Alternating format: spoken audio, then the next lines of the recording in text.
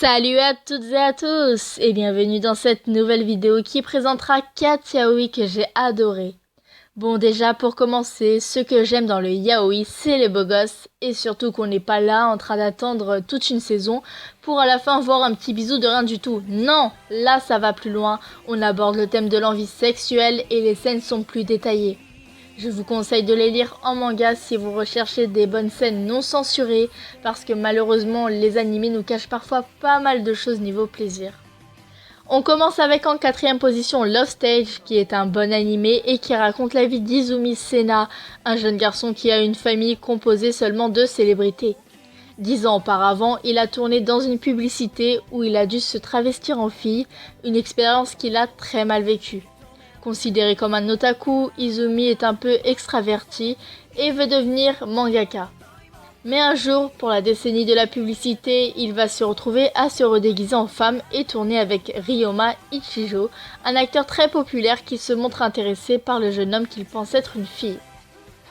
En 3ème position, Junjo Romantica, qui raconte l'histoire de 3 couples en particulier qui se croisent parfois dans la rue, au travail, etc. Les histoires sont bien, elles sont abordées avec quelques petites pointes d'humour et il y a plein de remises en question des personnages. L'anime commence avec l'histoire de Misaki qui se retrouve à habiter chez l'ami de son frère qui est également le célèbre écrivain Usami Akihiko. Par la suite, ils vont se lier d'amitié et avoir une relation intime. En 2ème position, Koitsuru Bukun, il y a seulement 2 OAV, mais l'histoire est vraiment bien. Ça parle de Tetsuhiro Morinaga, qui est amoureux de Soichi Tatsumi, qui lui est homophobe. Alors que son amour à sens unique dure depuis quand même 5 ans, il arrive enfin une occasion de conquérir Soichi qui ne se représentera pas 2 fois. Donc voilà, l'anime est court vu qu'il y a seulement 2 OAV, mais vraiment vous avez de bonnes scènes avec pas mal de détails. Chaque instant, vous le savourez. En 1ère position, un animé qui est vraiment bien, même si là, la différence d'âge me gênait au début. En réalité, cet animé est bien la preuve que l'amour est plus fort que l'âge. Voilà.